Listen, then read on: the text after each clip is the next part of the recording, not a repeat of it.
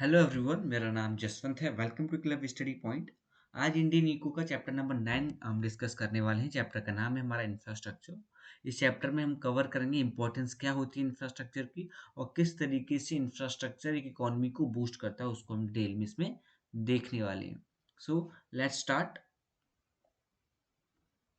So what is infrastructure? Infrastructure क्या होता है? इंफ्रास्ट्रक्चर होता है आपका जितने भी आपके प्रोजेक्ट्स होते हैं। फॉर एग्जांपल आप ब्रिजेस बनवा रहे हो, रेलवे कनेक्टिविटी करवा रहे हो, और पूरा का पूरा हॉस्पिटैलिटी का सेक्टर है आपका, पूरे बड़े बड़े आपके स्कूल्स हैं, यूनिवर्सिटीज हैं, ये सारा किस में आता है? आपका इंफ्रास्ट्रक्चर में आता है। आपके रेलवेज, एयरपोर्ट्स, ये सारा का सारा एग्जाम्पल होता है इंफ्रास्ट्रक्चर का।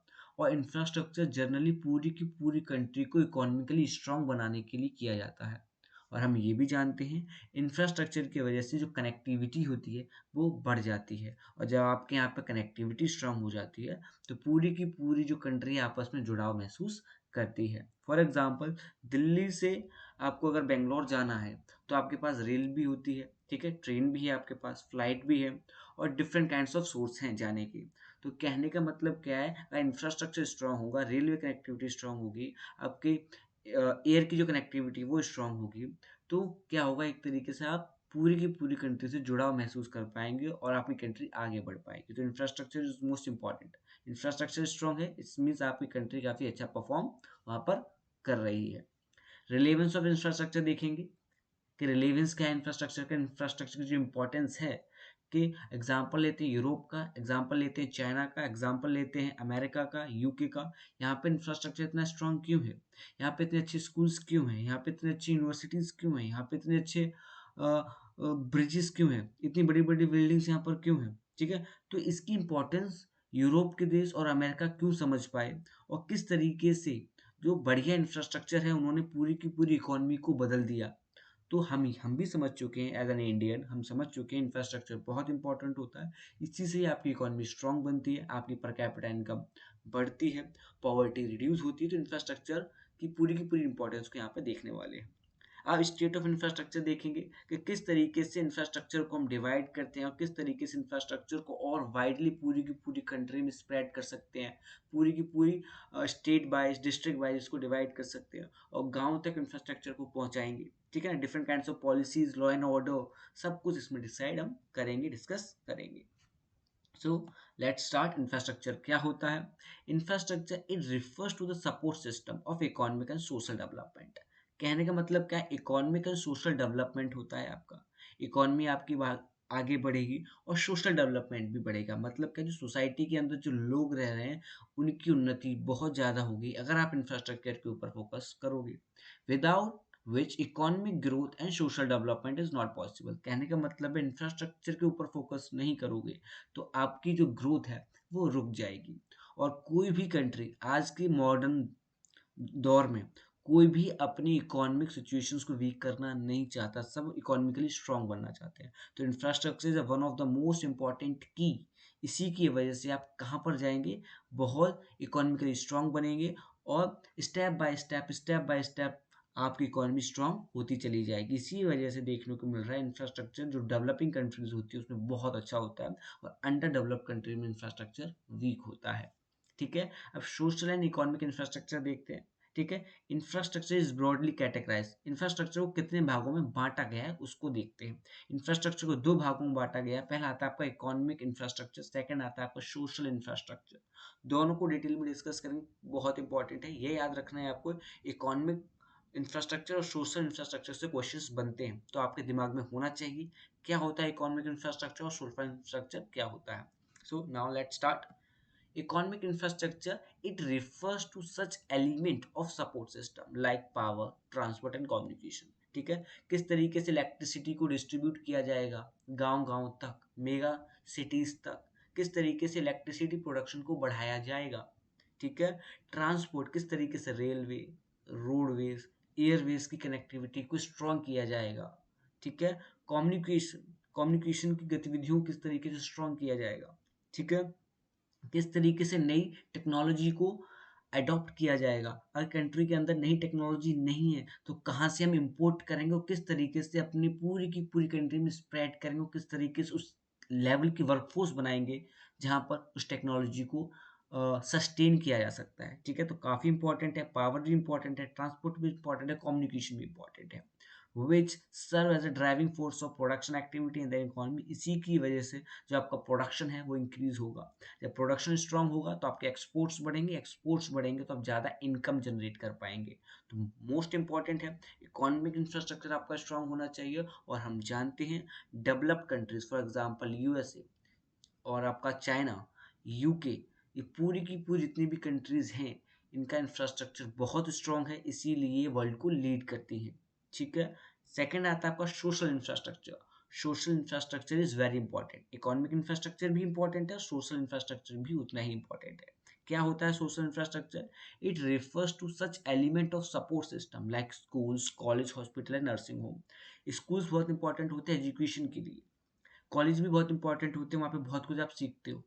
हॉस्पिटल्स हेल्थ से रिलेटेड है, नर्सिंग होम भी बहुत इंपॉर्टेंट है, यहाँ पे लोगों का इलाज होता है। तो जनरली क्या है, नर्सिंग होम हो चाहे आपके हॉस्पिटल्स हो, कॉलेज हो, स्कूल्स हो, ये किस में आते हैं? आपके सोशल इंफ्रास्ट्रक्चर में आते हैं। अब जिस कंट्री के पास अच्छे स्कूल्स होंगे, कॉलेजेस होंगे, हॉस्पिटल्स होंगे, ठीक है, इतना अच्छा इंफ्रास्ट्रक्चर होगा, वहाँ पे जो वर्कफोर्स होगी वो बहुत ज़्यादा स्किल्ड होगी, और स्किल्ड वर्कफोर्स ही हमेशा कंट्री को आगे लेकर जाती है। ठीक है, तो economic and social infrastructure both are very important. ठीक है, इकोनॉमी को स्ट्रॉन्ग करने के लिए, कंट्री को आगे ले जाने के लिए, लोगों की गरीबी को दूर करने के लिए दोनों ही इंपॉर्टेंट माने गए हैं। नेक्स्ट आता है हमारे पास रिलेवेंस ऑफ इंफ्रास्ट्रक्चर। क्या रिलेवेंस है इंफ्रास्ट्रक्चर की एक कंट्री से? किस तरीके से इंफ्रास्ट्रक्चर सारी की सारी चीज़ों को रिजॉल्व करता चला जाता है। एग्जाम्पल लेते हैं आज की गवर्नमेंट का।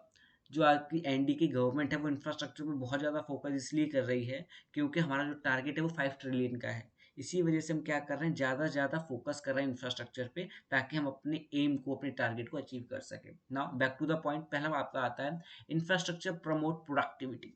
ठीक है, इंफ्रास्ट्रक्चर किस चीज़ को प्रमोट करता है? प्रोडक्टिविटी को। और याद रखिए, जहाँ पे प्रोडक्शन ज़्यादा होगा वहाँ पे लोगों को रोजगार ज़्यादा मिलेंगे, और जहाँ पे रोजगार के साधन ज़्यादा होंगे वहाँ पे इनकम ज़्यादा होगी। ठीक है, रीड कर रहा हूँ, productivity in primary sector. Primary sector में जितना ज़्यादा प्रोडक्शन होगा, प्राइमरी सेक्टर में कौन काम करता है? आपके फार्मर्स काम करते हैं।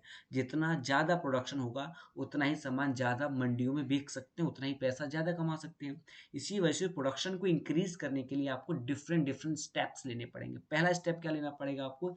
इरीगेशन की सुविधाओं को अच्छा करना होगा, मेन्योर फर्टिलाइजर्स उनको उपलब्ध कराने होंगे, अच्छी क्वालिटीज के सीड्स आपको उपलब्ध कराने पड़ेंगे, तभी आपका प्राइमरी सेक्टर स्ट्रांग बन सकता है और प्रोडक्शन आपका इंक्रीज होगा। ठीक है, नेक्स्ट आता है आपका productivity in secondary sector. Productivity किस तरीके से इंक्रीज होगा सेकेंडरी सेक्टर में? ठीक है, तो इसके लिए भी आपको बहुत ज़्यादा फोकस यहाँ पर करना पड़ेगा। फिर आता है आपका प्रोडक्टिविटी इन टर्सरी सेक्टर। इसमें भी आपको बहुत ज़्यादा फोकस करना पड़ेगा, क्योंकि इसमें आपको क्या करना पड़ेगा, ज़्यादा से ज़्यादा उद्योग लगाने पड़ेंगे, ज़्यादा से ज़्यादा टैक्स छूट देनी पड़ेगी, ज़्यादा से ज़्यादा एफडीआई को लाना पड़ेगा एक कंट्री के अंदर। इसी वजह से आपका primary, secondary and tertiary sectors are very important. क्यों? इंफ्रास्ट्रक्चर जब स्ट्रांग होगा तब ये तीनों के तीनों सेक्टर आपको आगे बढ़ते हुए दिखाई देंगे। नेक्स्ट आता है आपका इंफ्रास्ट्रक्चर इंड्यूस इन्वेस्टमेंट।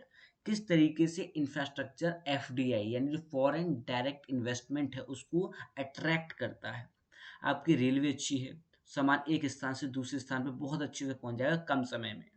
ठीक है, और आपकी एयरवेज अच्छी है तो भी आपको फायदा होगा, रोडवेज आपकी अच्छी है तो भी आपको फायदा होगा। तो फॉरेन डायरेक्ट इन्वेस्टमेंट यानी एफडीआई को ज़्यादा से ज़्यादा प्राप्त करने के लिए इंफ्रास्ट्रक्चर बहुत इंपॉर्टेंट माना गया है। थर्ड पॉइंट रीड कर रहा हूँ, infrastructure generate linkages in production. Production को, ठीक है, प्रोडक्शन को इंक्रीज करने में, उनके बीच में लिंकेजेज स्थापित करने में काफ़ी इंपॉर्टेंट है। साइज ऑफ मार्केट, मार्केट की साइज को बढ़ा देता है। जहाँ जहाँ इंफ्रास्ट्रक्चर जाता है, जहाँ जहाँ से रोड गुजरती है, जहाँ जहाँ एयरपोर्ट्स बनते हैं, जहाँ जहाँ different kinds of infrastructure project चलते रहते हैं, वहाँ पे बहुत ज़्यादा विकास होता है, इसीलिए मार्केट साइज बढ़ता चला जाता है। फिफ्थ आता है आपका infrastructure enhance ability to do work. Infrastructure आपकी एबिलिटीज को इनहेंस करता है। फॉर एग्जांपल, ज़्यादा यूनिवर्सिटीज़ लगेंगी, ज़्यादा स्कूल्स होंगे तो आप अच्छे से सीख पाएंगे। अच्छे से सीख पाएंगे तो आपकी जो स्किल है, एक्सपर्टीज है, वो बढ़ती चली जाएंगी और आप एक अच्छी वर्कफोर्स बन पाएंगे, तो ज़्यादा से ज़्यादा पैसे को कमा पाएंगे। तो काफ़ी इंपॉर्टेंट है infrastructure enhance ability to do work. क्या करता है? आपकी एबिलिटीज़ को इंक्रीज करता है। Infrastructure improve quality of life, अच्छे घर होंगे, अच्छे हॉस्पिटल्स होंगे, अच्छे स्कूल होंगे, अच्छी यूनिवर्सिटी होगी, अच्छे रोड होंगे, अच्छे एयरपोर्ट होंगे, अच्छे रेलवेज होंगे, तो आपकी जो क्वालिटी ऑफ लाइफ बढ़ती चली जाएगी। तो काफ़ी इंपॉर्टेंट है इंफ्रास्ट्रक्चर, आपकी लाइफ से बिल्कुल रिलेट करता है। आपको घर से निकलते हैं तो रोड मिलता है, रोड टैक्सी चलती है रोड पर, फिर आप एयरपोर्ट पहुंचते हो, वहाँ से आप प्लेन से फ्लाई करते हो, तो इंफ्रास्ट्रक्चर हर जगह है आपका। इंफ्रास्ट्रक्चर फैसिलिटेट्स आउटसोर्सिंग, और जनरली आउटसोर्सिंग पे भी बहुत ज़्यादा ध्यान देता है। ठीक है, पूरी की पूरी ह्यूमन टेंडेंसी इंफ्रास्ट्रक्चर के ऊपर डिपेंड कर रही है आजकल, बहुत इंपॉर्टेंट है।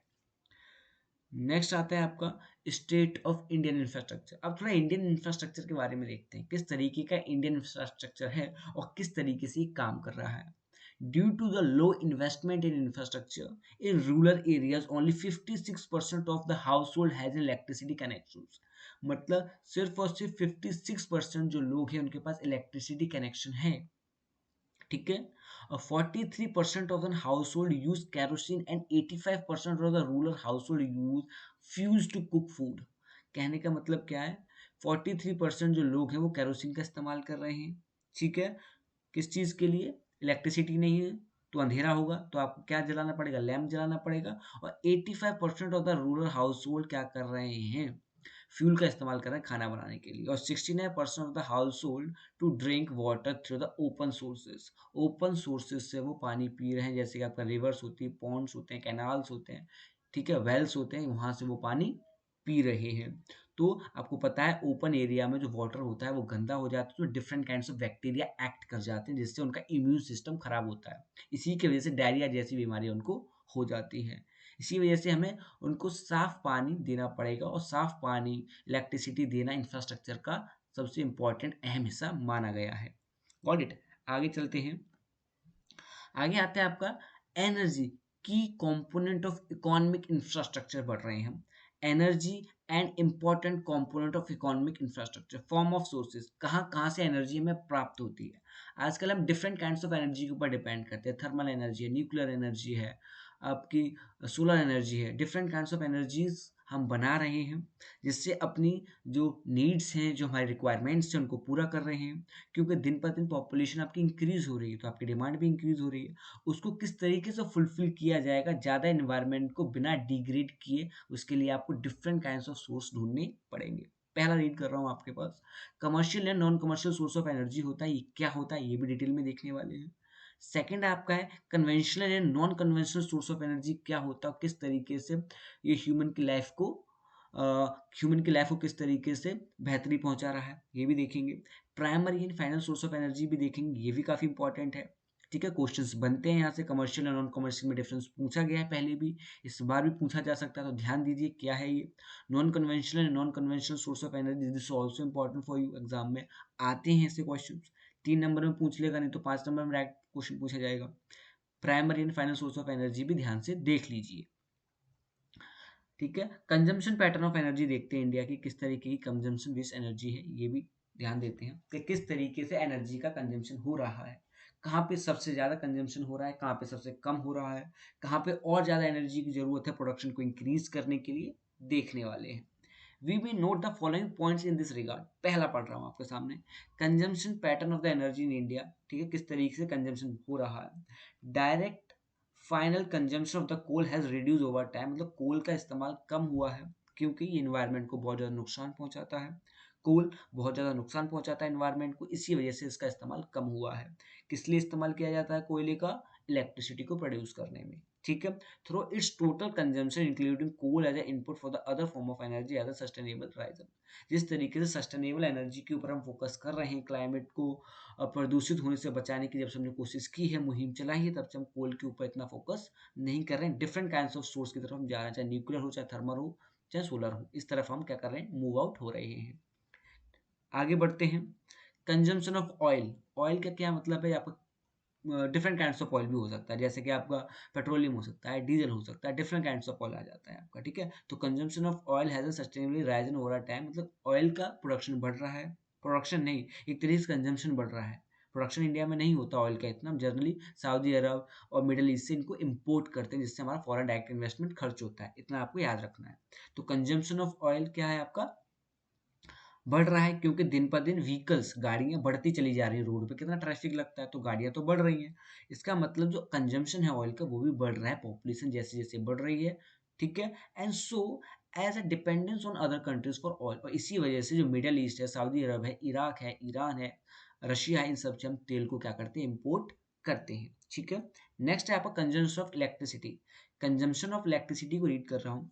In agriculture sector has a substantially risen over a time, continues to be demandingly low compared with other sector of the economy. Industrial sector continues to be the biggest user of electricity in India.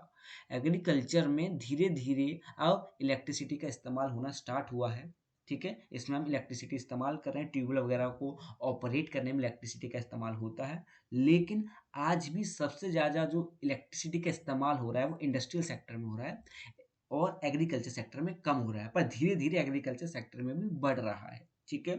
Next read करते हैं कि commercial energy और non commercial energy को ध्यान से पढ़ते हैं। Component, use और नेचर ऑफ गुड्स को ध्यान से देखेंगे। पहला कंपोनेंट पढ़ते हैं किसका, कमर्शियल एनर्जी का।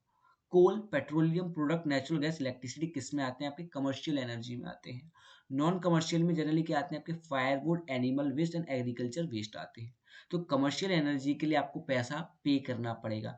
कोल, पेट्रोलियम प्रोडक्ट के लिए आपको पैसा देना पड़ता है, तब आपको मिलता है। इलेक्ट्रिसिटी का बिल आप देते हो। फायरवुड, जंगलों से आपने लकड़ियाँ वगैरह ली हैं, एनिमल वेस्ट है, एग्रीकल्चर वेस्ट है, इसके लिए आपको कोई पैसा देना नहीं पड़ता। यूजेस की अगर बात करें, largely industrial and other commercial purposes, industries में बहुत ज़्यादा इस्तेमाल किया जाता है इसका, और कमर्शियल पर्पसेस के लिए इस्तेमाल किया है, मतलब प्रोडक्शन के लिए इस्तेमाल किया जाता है, कमर्शियली इसका इस्तेमाल किया जा रहा है। वहीं पे नॉन कमर्शियल एनर्जी का अगर देखा जाए, लार्जली डोमेस्टिक, मतलब घरों में इसका इस्तेमाल किया जाता है खाना पकाने के लिए, ठीक है। एंड फॉर कंजम्पशन पर्पसेस, खुद के इस्तेमाल के लिए इसका इस्तेमाल किया जाता है। खुद का इस्तेमाल जहाँ पे आप कर रहे हो, घरों में इस्तेमाल इसका किया जा रहा है, किसका, नॉन कमर्शियल एनर्जी का। अब मैं थर्ड पढ़ रहा हूँ, नेचर ऑफ गुड्स, ठीक है। नेचर ऑफ गुड्स में आता है आपका, goods of commercial energy are traded through market, इनका ट्रेड होता है, बाजारों में मिलती है। कोल, पेट्रोलियम, डीजल बाजारों में मिलता है ना, इलेक्ट्रिसिटी बाजारों में नहीं मिलती, बट आपको पैसा पे करना पड़ता है इसके लिए, ठीक है। दीज गुड कमांड प्राइस, इनमें आपको प्राइस पे करना पड़ता है। There is domestic as well as international market, domestic और इंटरनेशनल मार्केट में इनको खरीदा और बेचा जाता है। For example coal and petroleum कहाँ से आता है, डोमेस्टिक मार्केट से थोड़ी आता है, इंटरनेशनल मार्केट से हम खरीदते हैं। फॉर एग्जांपल सऊदी अरब और इराक और ईरान और रशिया से। तो ये हमें कह रहा है। नेक्स्ट आपका पढ़ रहा हूँ, नॉन कमर्शियल एनर्जी क्या है आपकी, goods of non commercial energy are generally produce by the villager of free goods, ये जनरली गांव के जो लोग होते हैं उनके द्वारा प्रोड्यूस किया जाता है, ठीक है। दूसरा, often these goods do not command price, इनका कोई खास प्राइस नहीं होता है, फ्री ऑफ कॉस्ट होता है। At best there is a local market for this good, और जनरली लोकल मार्केट में अगर बिकेगा भी तो लोकल मार्केट में बिकेगा, इतना इसका प्राइस नहीं होता है as compare to the coal and petroleum. Got it. आगे बढ़ते हैं। आगे आता है आपका कन्वेंशनल एंड नॉन कन्वेंशनल। क्या होता है कन्वेंशनल और क्या होता है नॉन कन्वेंशनल, ध्यान से पढ़ते हैं। These include coal, petroleum and electricity, इसमें आपका कोल, पेट्रोलियम एंड इलेक्ट्रिसिटी आता है। नॉन कन्वेंशनल में आपका आता है, these include solar energy, wind energy, biomass etcetera, ठीक है। अब देखो, non conventional generally pollution produce नहीं करते, कन्वेंशनल पॉल्यूशन प्रोड्यूस करते हैं, ठीक है। इसमें सोलर एनर्जी कभी भी पोल्यूशन नहीं करेगी, विंड एनर्जी नहीं करेगी, बायोमास एनर्जी कभी भी पोल्यूशन नहीं करती। बट कोल बहुत बड़ा फैक्टर है जिसकी वजह से आपको पोल्यूशन देखने को मिलता है, पेट्रोलियम से भी आपको पोल्यूशन देखने को मिलता है। तो यहाँ पे आपको थोड़ा सा यहाँ पे समझने की कोशिश करनी है। कन्वेंशनल का दोबारा से पढ़ रहा हूँ, second point, these are being used as a diverse source of commercial energy over a long period of time. Got it? ध्यान से देखिए, these are being used as a diverse source of commercial energy over a period of time. बहुत समय से इनका इस्तेमाल होता चला आ रहा है, और किसके लिए इस्तेमाल किया जाता है, कमर्शियल पर्पसेस के लिए इस्तेमाल किया जाता है। बड़ी बड़ी इंडस्ट्रीज में इसका इस्तेमाल होता है आज भी। अब पढ़ रहा हूँ non conventional energy. Most of these are only in the experimentation stage and are being used and diverse source of commercial energy only a little extra. कहने का मतलब क्या है, कन्वेंशनल सोर्स ऑफ एनर्जी को इंडिया में introduce कर दिया गया है। सोलर एनर्जी हो, विंड एनर्जी हो, बायोमास हो, न्यूक्लियर एनर्जी हो, डिफरेंट काइंड्स ऑफ एनर्जी जो हैं वो इलेक्ट्रिसिटी को प्रोड्यूस करती हैं, पर उस स्टेज पर उस मात्रा में नहीं कर पाती जिसका इस्तेमाल इंडस्ट्री सेक्टर में किया जा सके। तो लिटिल बिट, बहुत कम इसका उपयोग हो रहा है, जितनी हमारी डिमांड है उतना नहीं हो रहा है, इसके ऊपर और फोकस करने की जरूरत है। थर्ड रीड कर रहा हूँ, in India conventional source coal and petroleum in particular are being use in total disregard to the environment. और जनरली आपको पता है कोल हो चाहे पेट्रोलियम हो, जनरली इन्वायरमेंट को बैडली इम्पैक्ट करते हैं। वहीं पे जो non conventional source of energy हैं वो इन्वायरमेंट को बैडली इम्पैक्ट नहीं करते, इसी वजह से इनको ज़्यादा से ज़्यादा प्रमोट किया जा रहा है। लेकिन सोलर एनर्जी हो चाहे विंड एनर्जी हो चाहे बायोमास एनर्जी हो, इनको इस्टेब्लिश करना काफ़ी महंगा होता है। इसी वजह से जो कम बजट वाली कंट्रीज़ होती हैं जिनकी इकोनॉमी इतनी स्ट्रांग नहीं होती, वो solar energy, wind energy, nuclear energy पे इतना ध्यान नहीं दे पाती हैं, ठीक है? तो इनका इंफ्रास्ट्रक्चर में काफ़ी बड़ा योगदान रहता है, ठीक है? तो these are being developed primarily with a view to checking the environmental pollution, और एनवायरमेंटल पॉल्यूशन को ये काफ़ी कम करती हैं। नेक्स्ट रीड करते हैं अपना primary source and final source. क्या होता है प्राइमरी सोर्स और क्या होता है फाइनल सोर्स, रीड करते हैं। पहला रीड कर रहा हूँ, primary source of energy are available as free gift. ये जनरली फ्री होता है, for example coal, lignite, petroleum and gas, ठीक है? ये फ्री हो, मतलब नेचर से मिलता है हमें। किससे मिलता है? नेचर से मिलता है। कोल हो चाहे लिग्नाइट हो चाहे पेट्रोलियम हो चाहे गैस हो, ये हमें नेचर से मिलता है। नेक्स्ट आता है आपका फाइनल सोर्स एनर्जी। क्या होता है? Final source of energy are not available as free gift of nature. ये फ्री गिफ्ट ऑफ नेचर नहीं होता है। These are obtain by converting into it. Generally इनको क्या करना पड़ता है? कन्वर्ट करना पड़ता है। फॉर एग्जांपल आपके पास कोल है, कोल को कन्वर्ट करना पड़ेगा इलेक्ट्रिसिटी में, तो आपका फाइनल सोर्स होगा, ठीक है? ये क्या होता है आपका प्राइमरी सोर्स? जैसे कोल है, लिग्नाइट है, पेट्रोलियम और गैस है, इसमें क्या आ जाएगा फाइनल सोर्स में? आपका फाइनल सोर्स में आएगा जैसे कि कोल है, कोल को आपने किस में कन्वर्ट किया? इलेक्ट्रिसिटी में आपको इसमें कन्वर्ट किया है। नेक्स्ट आता है आपका these are directly used as energy inputs to produce goods and services. For example, coal is directly used to run a steam engine. कोल को आप सीधा इस्तेमाल कर लेते हो, ठीक है, इंजन को चलाने के लिए। It need no transformation before use, मतलब कोल को ज़्यादा आप ट्रांसफॉर्म नहीं करोगे उसको इस्तेमाल करने से पहले, ठीक है? इतना आपको याद करना है, डायरेक्टली इसका कंजम्पशन हो जाता है। तो प्राइमरी सोर्सेज का आप डायरेक्टली कंजम्पशन कर सकते हो, फाइनल गुड्स का नहीं करते हैं। These sources are to be passed through a process of transformation before they are energy। मतलब एनर्जी में अगर कन्वर्ट करना है तो आपको इनको ट्रांसफॉर्म करना पड़ेगा। Electricity is use as energy input only after coal is transform into electricity. For example coal को इलेक्ट्रिसिटी में अगर कन्वर्ट करना है तो एक प्रोसेस होती है, उस प्रोसेस को फॉलो करना पड़ेगा, तभी कोल इलेक्ट्रिसिटी प्रोड्यूस कर पाएगा या फिर कोल तभी इलेक्ट्रिसिटी बनेगा। एक प्रोसेस है, उस प्रोसेस को फॉलो करना पड़ेगा। आप पढ़ रहा हूँ प्राइमरी सोर्स ऑफ एनर्जी का last point. These source can be converted into other form of energy like coal can converted into electricity. Coal को इलेक्ट्रिसिटी में कन्वर्ट किया जा सकता है, हम जानते हैं कोल से ही इलेक्ट्रिसिटी बनती है। कन्वेंशनल सोर्स का लास्ट वाला पढ़ रहा हूँ, ध्यान दीजिए। These source are use only as a final source of energy input.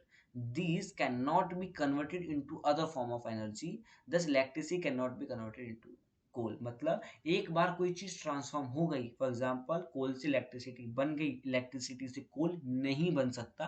कहने का मतलब आपका ये एक बार कन्वर्ट आप हो गए, दोबारा से आप उसमें कन्वर्ट नहीं हो सकते पहले वाले में। Got it? नेक्स्ट रीड करते हैं। अब आता है आपका सेक्टर शेयर्स, ठीक है ना? कौन कौन से सेक्टर्स आते हैं आपको, उनको थोड़ा हम ध्यान से देख रहे हैं। Sector share of energy consumption in India, जो डिफरेंट डिफरेंट सेक्टर है, आपका प्राइमरी सेक्टर है, इंडस्ट्री सेक्टर है या फिर टर्सरी सेक्टर है, मैन्युफैक्चरिंग है, वहाँ पे कितना ज़्यादा एनर्जी कहाँ पे इस्तेमाल हो रहा है उसके बारे में बात हम यहाँ पर कर रहे हैं।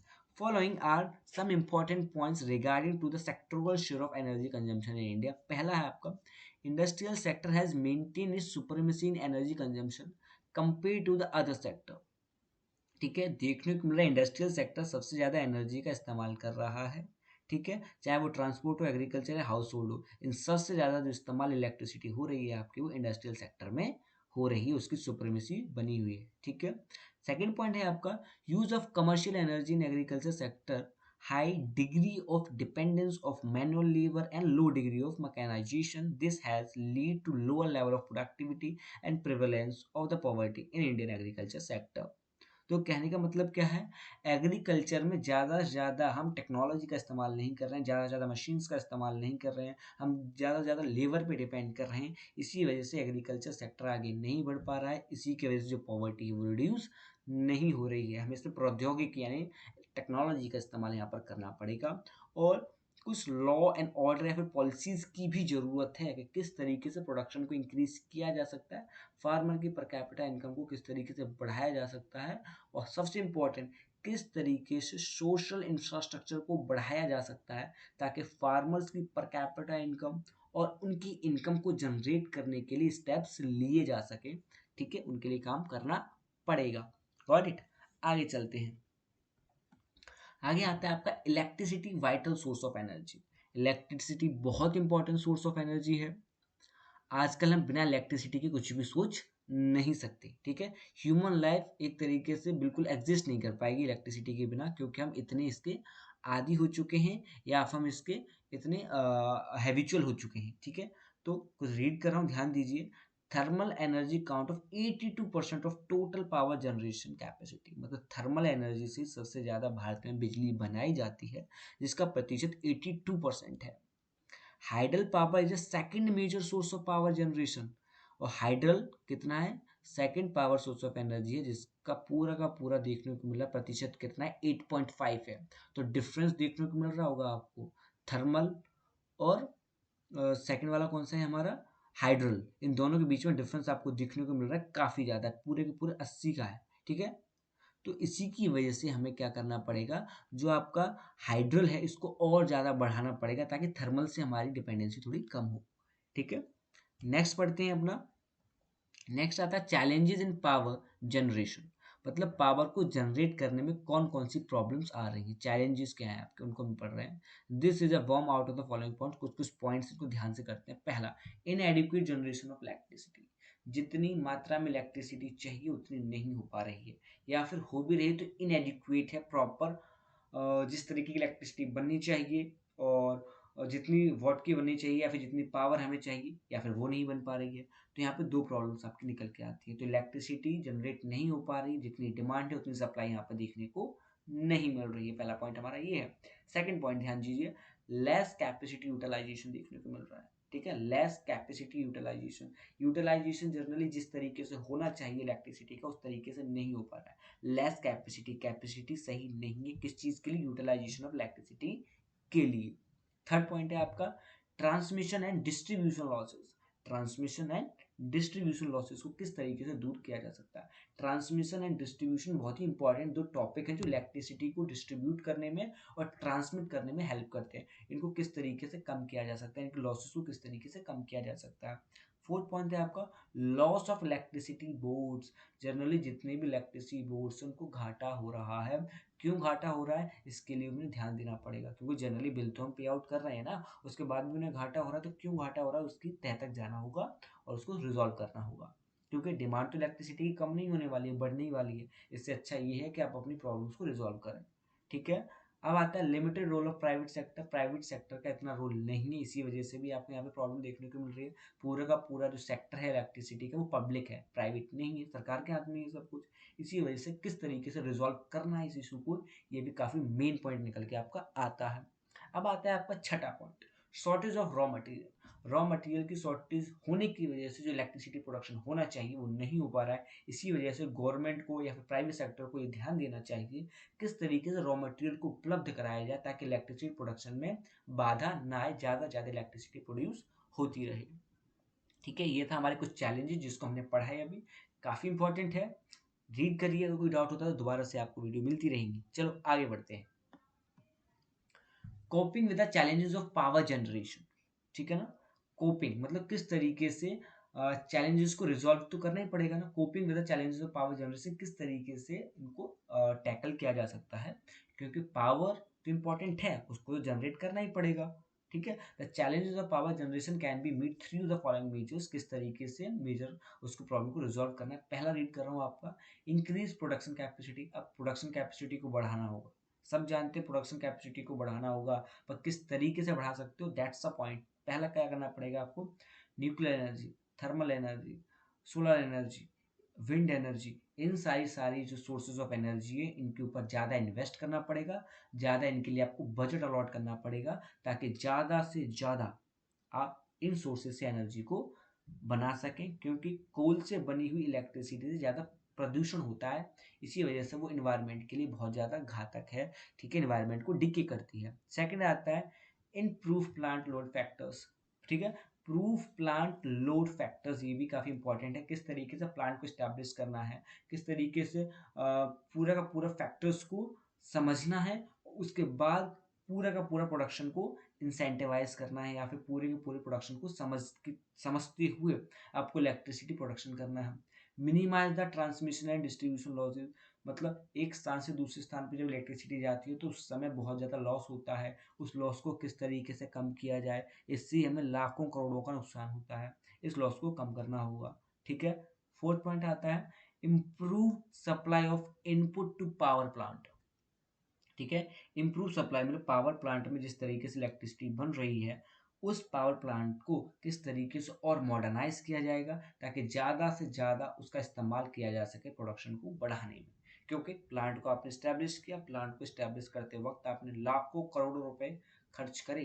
अब उस करोड़ों रुपए के खर्च करके प्लांट से ज़्यादा इलेक्ट्रिसिटी जनरेट करना हमारा मोटिव है, तो ज़्यादा काम करना पड़ेगा। फिफ्थ आता है encourage privatisation and FDI in power generation. ठीक है। अब किस तरीके से प्राइवेटाइजेशन के थ्रू एफडीआई को ज़्यादा से ज़्यादा अट्रैक्ट कर सकते हो किसी भी कंट्री में। फॉर एग्जांपल, अगर यूरोप की कोई कंपनी है, सऊदी अरब की कोई कंपनी है, या फिर अमेरिका की कोई कंपनी यहाँ पे आके इलेक्ट्रिसिटी प्रोडक्शन करना चाहती है, तो उसके लिए आपको फेवरेबल इन्वायरमेंट देना होगा, उसको सही रूल्स एंड रेगुलेशंस उसको देने होंगे, तभी वो यहाँ पे आके क्या करेगी, अपना प्लांट लगाएगी और ज़्यादा से ज़्यादा इलेक्ट्रिसिटी प्रोडक्शन करेगी। तो सारा का सारा सिस्टम को देखना है, उसके बाद ही हम यहाँ पे काम कर सकते हैं। नेक्स्ट आता है आपका की health component of social infrastructure. Social infrastructure क्या होता है, इसके ऊपर भी ध्यान देते हैं। हेल्थ, हेल्थ काफ़ी इंपॉर्टेंट टॉपिक है। Health means a sound physical and the mental state of an individual, it does not simply mean absence of disease. ठीक है। हेल्थ का मतलब यही नहीं कि आपके पास कोई रोग नहीं है तो आप हेल्दी हैं। फिजिकली, मेंटली और सोशली फिट होना काफ़ी इंपॉर्टेंट है। ठीक है। तो हेल्थ काफ़ी इंपॉर्टेंट है, हेल्दी रहना भी काफ़ी इंपॉर्टेंट है। और किस तरीके से किसी को हेल्दी रखा जा सकता है, किस तरीके के एनवायरनमेंट हमें उसे देना है, ये किसका काम है, गवर्नमेंट और सोसाइटी का काम होता है। रीड कर रहे हैं, सेकंड आपका good health implies the following. Increase, next read कर रहा हूँ आपका, increase in overall efficiency to handle difficult task. किस तरीके से आप डिफिकल्ट टास्क को हैंडल करते हो, आपकी एफिशिएंसी क्या है, वो भी मैटर करती है। किस तरीके का आपका मेंटली और सोशली बिहेवियर है, ठीक है, या फिर कितने आप स्ट्रांग है सोशली और मेंटली। सेकंड है आपका increase in productivity of labour, किस तरीके से प्रोडक्टिविटी को इंक्रीज किया जा सकता है in the form of labour. Third है आपका इंक्रीज इन मेंटल एबिलिटी, आपकी मेंटल एबिलिटी किस तरीके की है, ये भी काफ़ी इंपॉर्टेंट है। नेक्स्ट आता है आपका development of health service after independence. Independence के बाद किस किस तरीके से हेल्थ सर्विसेज बढ़ी हैं और किस तरीके से हेल्थ सर्विसेज की इंपॉर्टेंस हमने समझी और उसके ऊपर इन्वेस्ट किया। ठीक है। क्योंकि इंडिपेंडेंस के टाइम पे तो हेल्थ सर्विस बहुत ज़्यादा खराब थी, क्योंकि ब्रिटिशर्स इंडिया को लूट के जा चुके थे, हमारे पास फंड नहीं थी, हमारे पास पैसा नहीं था, तो हम हेल्थ के ऊपर कैसे फोकस करते। धीरे धीरे पैसा आया, धीरे धीरे हमने फोकस किया, बड़े बड़े हॉस्पिटल्स, एम्स जैसे सफदरजंग वैसे बनवाए हम लोगों ने, ताकि गरीब लोगों के लिए हम हेल्थ की सुविधाएं कर सकें। ठीक है। There has been substantial improvement of health facilities, धीरे धीरे ग्रेजुअली बढ़ा है, ये हेल्थ फैसिलिटीज इंप्रूव हुई हैं आफ्टर इंडिपेंडेंस। इंडिपेंडेंस के बाद फॉलोइंग ऑब्जर्वेशन प्रूव दैट, कुछ कुछ ऑब्जर्वेशन हैं जो इस चीज़ को प्रूव करती है। पहला आता है डिक्लाइन इन डेथ रेट, मतलब मृत्यु दर में काफ़ी ज़्यादा सुधार हुआ है। जब इंडिपेंडेंस के टाइम पे देखने को मिलता है लोग सिर्फ 32 वर्ष जीते थे, आज कितना जी रहे हैं, 69 और 70 वर्ष जी रहे हैं, तो ये सही है। सेकंड आता है reduction in infant mortality rate, मतलब जो शिशु मृत्यु दर है वो भी काफ़ी कम हुआ है। Rise in expectancy of life, मतलब लोग अब ज़्यादा जी रहे हैं। फोर्थ आता है कंट्रोल ओवर डेडली डिजीज, जो बहुत घातक बीमारियां थी जैसे आपके पोलियो वगैरह, उससे अब भारत मुक्त हो चुका है। पहले जो छोटे बच्चे थे उससे ग्रसित हो जाते थे, ठीक है, अब ऐसा नहीं हो रहा है। छोटे बच्चे भी स्ट्रांग बन रहे हैं फिजिकली मेंटली, क्योंकि हम उनको टीकाकरण कर रहे हैं। गवर्नमेंट यहाँ पर हेल्थ सेक्टर में काफ़ी इंटरेस्ट ले रही है और उसको इम्प्रूव करने की कोशिश कर रही है।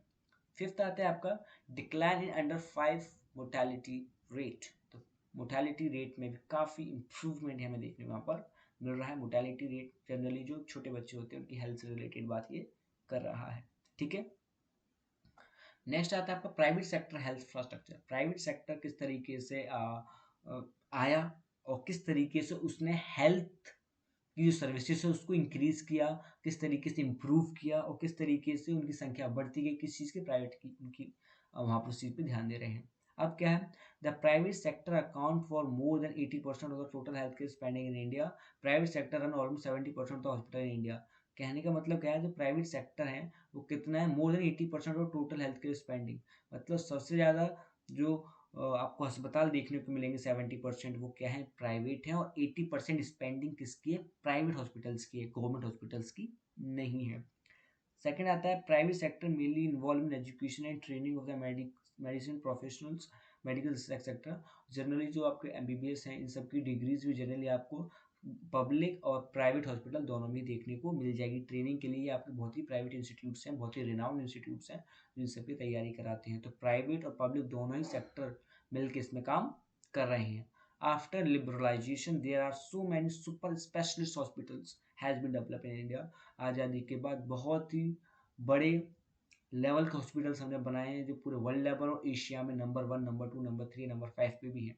इस तरीके के हॉस्पिटल्स इंडिया में आज भी हैं जो कि एक अच्छी हेल्थ इंफ्रास्ट्रक्चर की तरफ इंडिकेट कर रहे हैं, ताकि ये दिखाता है कि इंडिया के जो लोग हैं, चाहे पुअर हैं, चाहे रिच हैं, चाहे मिडिल क्लास हैं, गवर्नमेंट प्राइवेट सेक्टर दोनों उनके लिए तत्पर है काम करने के लिए, क्योंकि हेल्थ काफ़ी इंपॉर्टेंट और कोर इशू बन के उभरता है। नेक्स्ट आता है आपका health as an emergency challenge. क्या क्या प्रॉब्लम्स होती हैं हेल्थ से रिगार्डिंग, थोड़ा हमें देखना है। Unequal distribution of health services, unequal distribution देखने को मिलता है। रूरल एरियाज में आपको बहुत कम सर्विसेज देखने को मिलेंगे, अर्बन एरियाज में आपको ज़्यादा सर्विसेज देखने को मिलेंगी। ठीक है। कम्युनिकेबल डिजीजेस, ठीक है, कम्युनिकेबल डिजीज वो डिजीज होती है जो एक दूसरे से फैलती हैं, उन डिजीजेस के थ्रू देखने को मिलता है जो कम्युनिकेबल डिजीज है। फॉर एग्जांपल ट्यूबरक्लोसिस का लिया जाए या फिर कोविड का लिया जाए, ये कैसी डिजीज होती है, एक दूसरे से फैलती हैं। अब ऐसी डिजीजेस को टैकल करने के लिए, ऐसी डिजीजेस को मैनेज करने के लिए आपके पास हेल्थ सर्विसेज अच्छी होनी चाहिए, ज़्यादा हॉस्पिटल, अच्छी डॉक्टर्स होने चाहिए। पुअर मैनेजमेंट, ठीक है, पुअर मैनेजमेंट की वजह से आपको चैलेंजेस देखने को मिलते हैं। ठीक है, मैनेजमेंट आपका अच्छा होना चाहिए। प्राइवेटाइजेशन की वजह से भी नुकसान हो रहा है, क्योंकि प्राइवेटाइजेशन की वजह से बहुत महंगा इलाज हो गया है, जिसकी वजह से गरीब आदमी अपना इलाज नहीं करा पाता है, वो एडमिट भी नहीं हो पाता इतने बड़े हॉस्पिटल्स में। इसी वजह से दिक्कत देखने को मिल रही है, क्योंकि जो आपके सरकारी अस्पताल होते हैं उनमें भीड़ ज़्यादा होती है। फिफ्थ पॉइंट आता है आपका poor upkeep and maintenance. Generally साफ सफाई इतनी नहीं है, मेंटेनेंस उस लेवल की नहीं है जिस तरीके से होनी चाहिए। फॉर एग्जांपल अगर आप फॉरेन कंट्री में जाएं तो आपको ज़्यादा सुविधाएं मिलेंगी एज कम्पेयर टू इंडिया, क्योंकि यहाँ पे पॉपुलेशन और रिसोर्सेज कम है, पॉपुलेशन ज़्यादा, रिसोर्सेज कम है, इसी वजह से प्रॉब्लम देखने को मिल रही है। ठीक है। पुअर सैनिटेशन देखने को मिलेगा, जिस तरीके की साफ सफाई होनी चाहिए हॉस्पिटल्स में वो नहीं हो पाती है। सफाई कर्मचारी होते हैं पर मरीजों की संख्या इतनी ज़्यादा होती है वो मेंटेन नहीं कर पाते उस हिसाब से। तो इन सारी चीज़ों के ऊपर हमें ध्यान देना होगा, तभी हमारा इंफ्रास्ट्रक्चर स्ट्रॉन्ग बनेगा, वर्कफोर्स स्ट्रॉन्ग बनेगी और इकॉनमी आपकी स्ट्रॉन्ग बनेगी। ये बहुत ही इंपॉर्टेंट की फीचर्स को हमने यहाँ पर डिस्कस किया है, और इन सारी चीज़ों को आपको याद रखना है, तभी आप अच्छे से लिख पाएंगे। ठीक है। So is almost done, infrastructure हम कंप्लीट कर चुके हैं। Thank you very much.